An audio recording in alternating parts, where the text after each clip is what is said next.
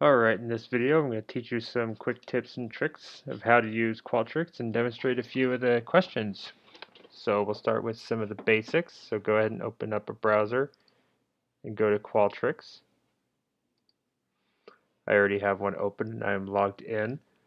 So once you get to this point, it's going to show you a display of your most recent survey and how things are going. But to create a new survey, you can go either up to here to create survey, or down here. They both do the same thing. Just go ahead and click on one or the other. And you have the option of creating a copy from a previous study, doing a new one, or picking from the library. What we're going to do in this one is do a quick survey builder. Go ahead and name it whatever you want. I'm going to do test survey. Folder, if you have some folders, you can do that, but most likely you won't, so we'll just do no folder. Go ahead and create your survey. And once we're loaded in, you're going to get these options at the top, and then your first set of questions here.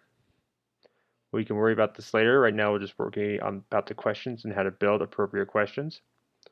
So this is going to be your first round of questions. Usually someone keeps this first block for disclaimers or consent or any kind of information you want to give to the people taking the survey. So what you can do is either insert a graphic or do some descriptive text. If you click on descriptive text, type in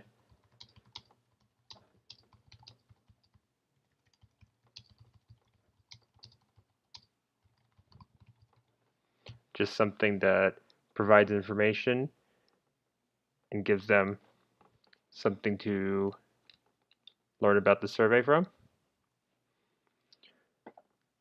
So usually you can do this as some kind of informed consent. So they read this and then you can add another question down below using this. If you click creating a question, it's going to give you a default multiple choice. If you click on this arrow, that's where it gives you all these options. So something you can do with this is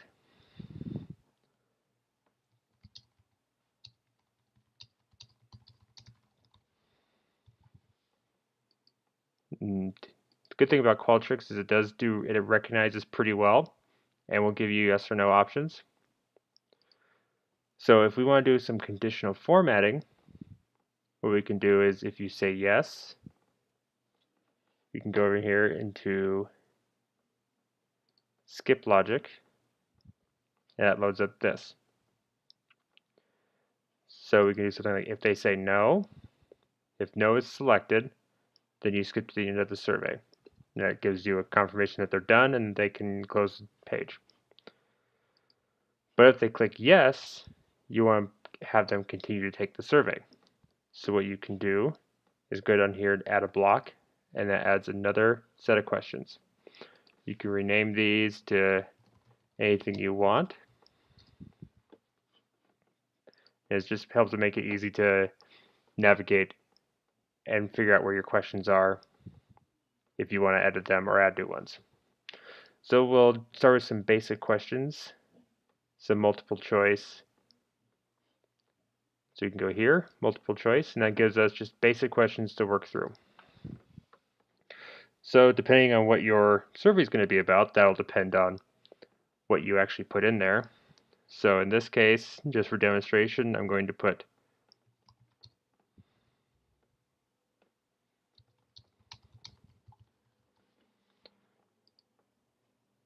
Qualtrics didn't recognize it, so we can do our own.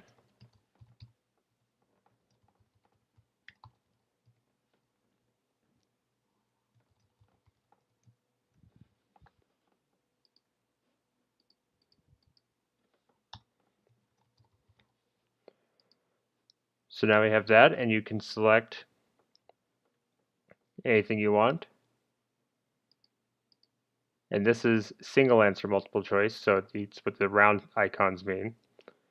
You can do other things like if you need to add more labels, you can do that.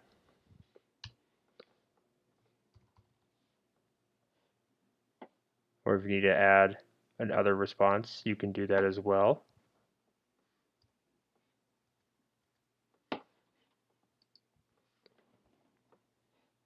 And if you want to have them input part of your other response, you can allow text entry.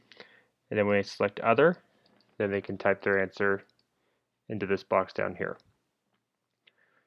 Now another thing we can do is change the position. If you want to save room, you can make it horizontal, and then I'll push everything this way. For questions like this, it looks better in vertical. Now let's go ahead and do another question.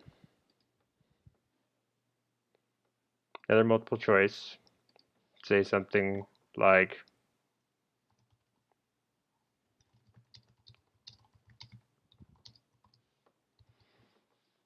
I'm not going to make too many answers for this, but let's go ahead and say just some generic things. Location, program, cost, meh. And one more.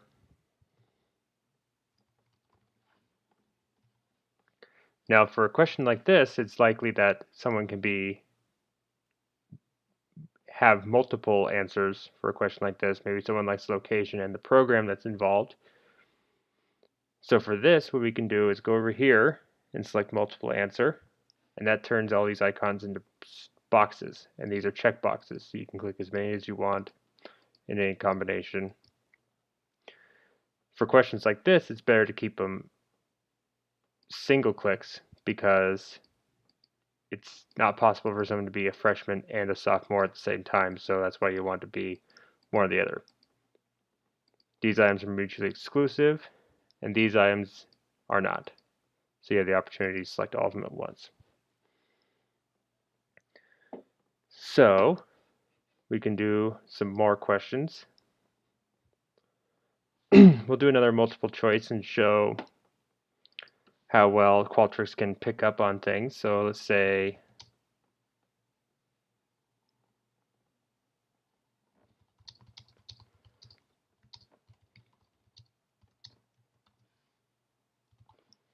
and Qualtrics should be able to pick up the language of that. Oh, did not this time. So what we can do here, you can click on automatic choices, and it gives you a whole list of options that you can use, and they'll fit depending on what question you ask. So I asked, how much do you like the location to DU?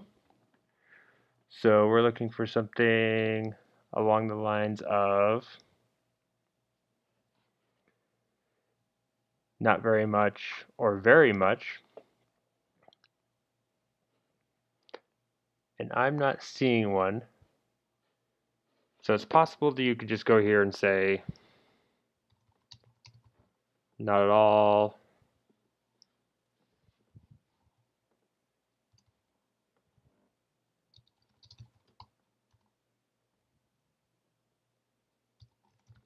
input your own answers.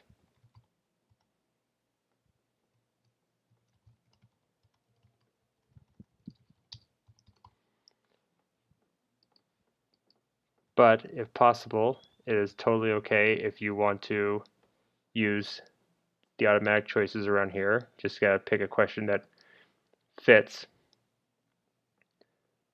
So let's do, we have how much do you like the location of DU? There is a like and dislike. So this is on a 9-point scale from dislike extremely to like extremely. We can go here and select how many options we want. So now we're back down to 7. 5 is perfectly okay for a question like this. Again, to save time, you can make it horizontal. And again, this is a question that is mutually exclusive. It's hard to like something very much and dislike something very much at the same time. So we want these to be single select answers. And let's see if there's another question that would fit. So now that I've added a question that I don't want, we can see what happens when you delete questions. So this button right here removes the question. If you also want to slide something above, you can add new questions above. that brings up one of those here. And so I don't want one of these questions, so I can go over here and pick something. So let's add a text entry, a little qualitative analysis. Something along the lines of,